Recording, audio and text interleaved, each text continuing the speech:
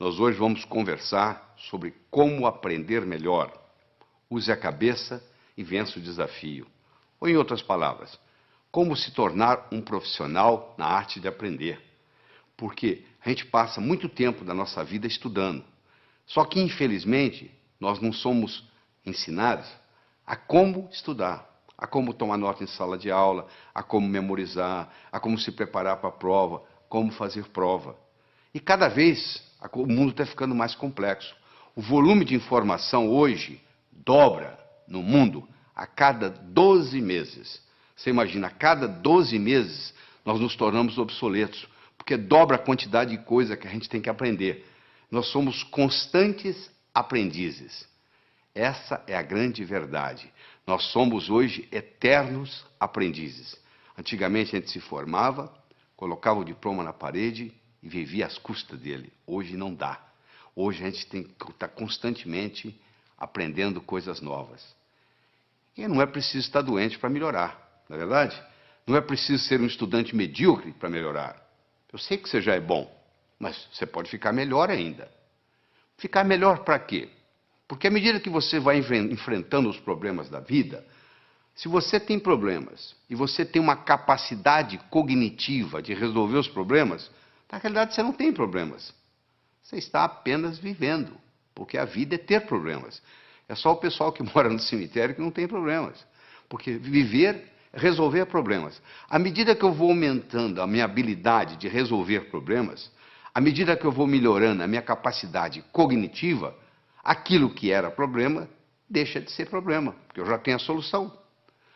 O Frederick Heisroth, do MIT, escreveu na revista Spectrum que, se você analisar os atributos das decisões profissionais até o ano 2030, o que vai ser importante para um profissional saber, ele determinou que mais de 85% vai depender da intuição e da percepção.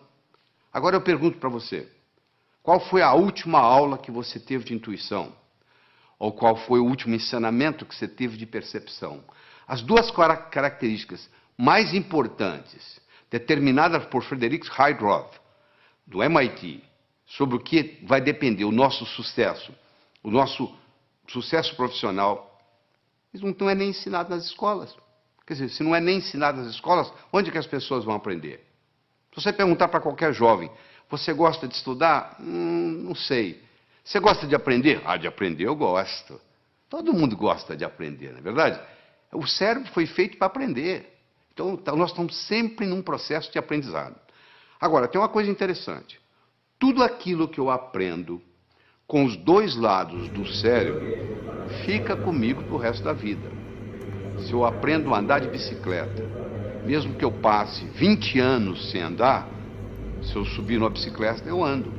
Se eu aprender a nadar quando criança e passar, sei lá, 30 anos sem entrar na água, se eu entrar na água, eu nado. Por quê? Porque eu aprendi com os dois lados do cérebro.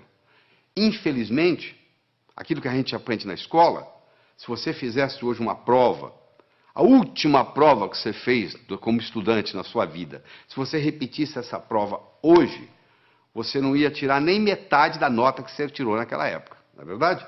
A maioria que você aprendeu, você esqueceu. Você esqueceu por quê? Porque você aprendeu só um lado do cérebro. Em pedagogia, existe uma parte da pedagogia chamada heurística. Heurística é o método educacional que consiste em fazer descobrir pelo aluno o que se lhe quer ensinar. Ou seja, o próprio aluno vai descobrindo o processo e quando você descobre aquilo, meu amigo, acabou, ninguém tira aquilo de você mais. Eu digo para o aluno o seguinte, se você entender claramente o que o professor está ensinando na aula, você não precisa estudar em casa, você já tem o material pronto. Como que eu vou, o que eu tenho que fazer? Eu vou anotar palavras? Eu vou anotar números? Não, você não vai anotar nem palavras, nem números, você vai anotar ideias. Então você tem que colocar um disco quebrado na sua cabeça quando você está assistindo a aula, e esse disco quebrado só diz uma coisa, o que ele ou ela quer que eu aprenda desse assunto. O que ele ou ela, professor, professora, quer que eu aprenda desse assunto. Esse disco quebrado vai ficar rodando durante todo o período da aula que você está assistindo. E você vai anotar não mais palavras ou números, você vai passar a adotar ideias. Esse aqui é o grande segredo. Quando nós somos crianças, nós não temos nenhum medo de errar. Eu estou cansado de ver casais que vão com os filhos passar 1, 2, 3 anos fora, vão para os Estados Unidos, por exemplo. As crianças voltam falando inglês e o pai e a mãe não voltam falando inglês tão bem quanto as crianças. Porque o pai e a mãe ficam naquele negócio. Bom, quando eu estiver falando bem, aí eu vou falar. Só que para falar bem tem que praticar. Como a criança não tem essa dificuldade, ela não tem esse problema, o que acontece? Ela fala. Porque o erro é parte integrante do processo de aprendizado. O erro, quando bem interpretado, é altamente pedagógico. Quando tudo dá certo, você não aprende nada. Agora, quando dá errado, você pode aprender com o erro. Então, a primeira sugestão que eu tenho para você é erre, porque é errando que você aprende. Se você fica com muito medo de errar, o que acontece? Você não aprende nada. Existem pessoas que se fecham totalmente. Elas acham que já passou o tempo de escola, que agora não precisa aprender mais nada, que o que ela aprendeu é o suficiente para o resto da vida, o que não é verdade. Como o conhecimento dobra a cada 12 meses, aquilo que você aprendeu provavelmente vai servir muito pouco, porque muita coisa vai modificar. O mundo hoje não é mais de quem sabe. O mundo hoje é de quem aprende. Porque quem sabe pode saber coisas que são obsoletas, que não servem mais. Muitas vezes o que atrapalha a gente não é o que a gente não sabe, é o que a gente sabe e que não funciona mais. E a gente aprende com o quê? A gente aprende com o cérebro. Então, se você me permite, eu vou ter uma conversa com você agora sobre a estrutura cerebral, sobre a anatomia e sobre a fisiologia cerebral. Nós temos, na realidade, dentro do nosso cérebro, dentro do nosso crânio, melhor dizendo, 3 cérebros. Nós temos o cérebro reptiliano porque nós herdamos dos répteis. Temos o cérebro neomamífero, que herdamos dos mamíferos. E temos a neocórtex, que é a parte característica dos primatas superiores, dos animais superiores, como faz parte o homem.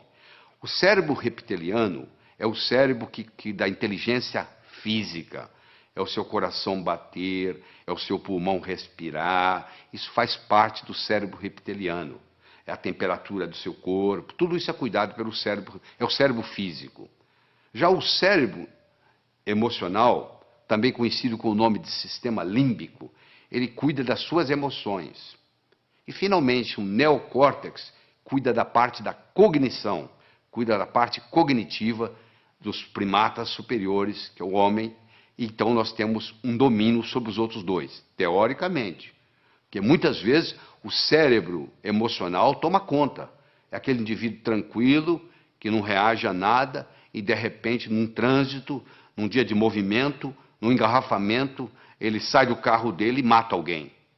Aí ele teve o que se chama um sequestro amigdaliano. Ou seja, a amígdala dele, a amígdala cerebral, não é a amígdala da garganta, não. A amígdala cerebral, que é parte desse sistema emocional, tomou conta. É importante você entender isso, porque a parte emocional do cérebro, ela interfere na parte cognitiva. Ou seja, para nós pensarmos bem, nós precisamos da parte cognitiva em si e da parte emocional. Nós precisamos dos dois componentes para fazer o pensamento. Antes a gente pensava que uma coisa era separada da outra. Hoje nós sabemos que não. O cérebro reptiliano nós herdamos dos répteis. O réptil não tem emoção. Se você tiver um jacaré ou uma serpente como animal de estimação, se você ficar 15 dias fora de casa, ela não vai ficar com saudades. Você não vai chegar, ela vai banar o rabinho como o seu cachorro faz. O seu cachorro não. Se você tem um cachorro, ele já tem uma estrutura límbica. Esse vai sentir saudades. Esse vai ficar alegre na hora que você chega.